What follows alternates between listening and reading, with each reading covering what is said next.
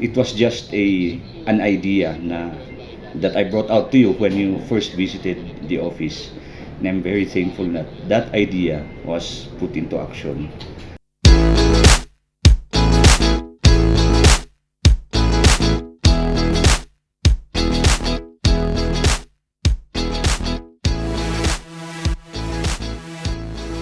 Good morning po sa ating mga viewers, sa ating mga life coach and PNP personnel alike, at maging sa mga community na ating pong taga-subaybay.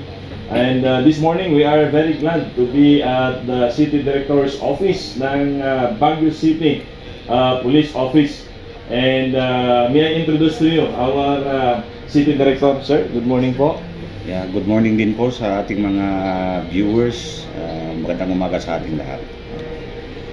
Sir, in line with the PNP Internal Cleansing Program, meron po kayong isang initiative na ginawa po dito sa ating city, and we are more excited to know about this. At unang tanong ko po, sir, is that what leads you to initiate these short daily devotions for our personnel? Actually, we are doing this daily, the daily formation before every start of a shift. So I thought of including reading Bible verses sa mga tao natin. In that way, they have something to parang pabaon bago mag-duty. And then iniisip na ano kaya ibig sabihin ng verse na yun. Kaya yun ang inano natin sa mga tao natin. But then nakikita ko nga may kulang.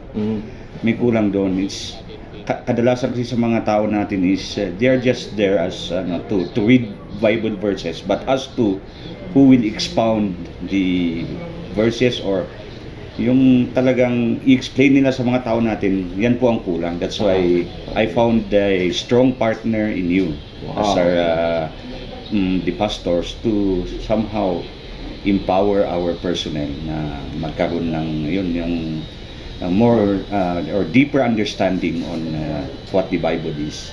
Wow, thank you, sir. No? And for the knowledge of our listener viewers po, ay ito pong ginagawa natin ay actually tinutumbok nito yung Squad Weekly Interactive Meeting natin, wherein na yung mga personnel natin are encouraged to share the Bible principles. And yes, sir, what are your expectations from our personnel? And to what extent do you intend to see the effect of this initiative? I really expect our personnel after your training, the training that you have given them. I expect from them that they will be the ones now to be yung mag-guide sa mga tao natin doon sa field. That after the reading of the Bible verses, sila na yung mga mag-expound, mag-explain, and yun ang sinasabi ko, maganda sana hindi lang silang nagsasalita. At random, mamili sila doon sa mga kasama nila sa opisina on para yung Bible verse na yun is anong pagkaintindi, paano niya may relate yon sa buhay niya, at anong magagawa nun para sa kanya o sa pamilya niya o sa community as a whole. Dahil yun talagang ano natin dyan. Seldom do we see really policemen, men in uniform na ganun na may passion sa mga ganun na pag ng Biblia. So yun nga, I'm very thankful na it was just an idea that I brought out to you when you first visited the office.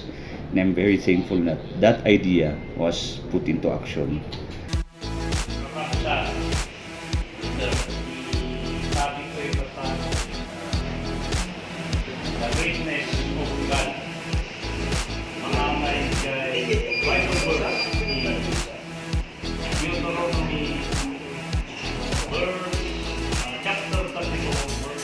Tayo po yung John 15. For God so loved the world that He gave His only begotten Son, that whosoever believeth in Him should not perish, but have everlasting life. Ang pagkaintindihin natin dito, Deuteronomy chapter 32 verse 4. He is the rock, His work is perfect, for all His ways are judgment, a God of truth and without iniquity, just right He is. Nothing, the greatness of God.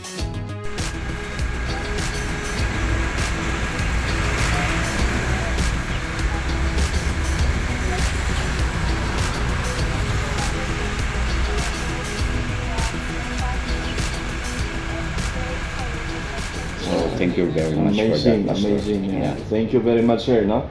And since meron tayong mga life coach, sir, sa mga from different religious organization, so how can our spiritual mentor from religious group, different denomination, be of help in this noble initiative?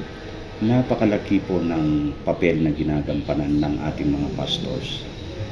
Sa tulang, napakalaki ng papel na ginagampanan ninyo. Not only in reaching yung ano natin nung paniniwala ng mga tao natin sa field sa Diyos, but then you also serve as yung kumbaga yung mga nag-a-advise sa kanila on lalo na sa mga may problema. Mind you, dun sa nung kapanahonan ng COVID, ang daming mga pulis diyan na nag-suicide, ang daming nga nawalan ng trabaho yung mga asawa o ano. Kaya ang laki ng papel na ginampanan talaga ninyo na ano sa mga kapulisan natin. Thank you, sir, for that enlightenment. No? But do you think, sir, this will not raise an issue of, way in converting PNP personnel into another religion? I don't think so. Dahil sa inyo naman is you are not hindi nyo sila ini-encourage na sumama sa simbahan nyo. Actually, yung iba-ibang denomination din yung mga nandun, and we encourage everybody, kahit anong denomination siya galing, we encourage them to come. At saka nakikita ko naman wala yung nagsasabing etong simbahan namin dito kayo masasalba. Hindi po yung simbahan na nakakasalba sa atin, yung paniniwala natin sa Diyos. Kaya yun ang ko naman, wala akong narinig na isang pastor sa inyo na gano'n sinasabi na dito ka sa simbahan namin, mas maganda to. May isa naman dito na wala pong gano'n. So maganda naman ng interfaith talaga yan, yung pag-ano natin. Wow, thank you, sir, for that clarification. No? So sa ating pong mga viewers, sa ating pong mga life coach and PNP personnel, no, dito sa BCPO, no, we heard it from the very word of our city director, and please be rest assured that our life coaches will maintain yun pong ating pong pagiging life coach, no, mentor sa ating pong mga PNP personnel. Now we are in this together, no? Again, we are in the same boat sa ating pong internal trenching program ng PNP. Sir, last question po, sir, or rather any message for our PNP personnel, life coach, and our viewers?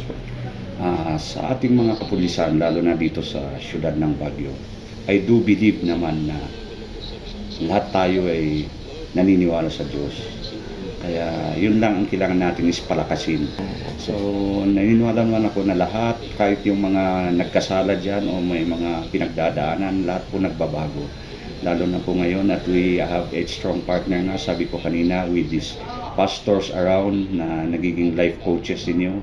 And eto pa, binigyan pa kayo ng mga trainings for you to be empowered na to spread the word of God to your colleagues.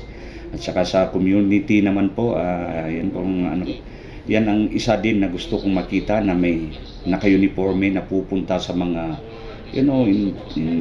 kung may mga gatherings leading the prayer o kaya yung uniform personnel na pupunta sa mga churches or mga natin na siya mismo ang nag-ano doon sa Biblia.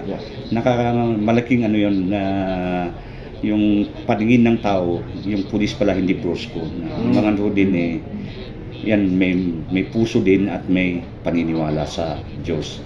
At saka sa ating mga kapulisan ulitin ko pag pinalakas ninyo ang paniniwala niyo sa Diyos natin, sigurado hindi kayo magkakasala and maging maayos yung pamumuhay ninyo. Wow, thank you very much, sir. So moral, spiritual enrichment. So there's no religion in it, but it's all about us and our relationship sa ating pong Panginoon. With that, sir, maraming salamat sa inyong time, and may God bless you. More power to your office. And thank you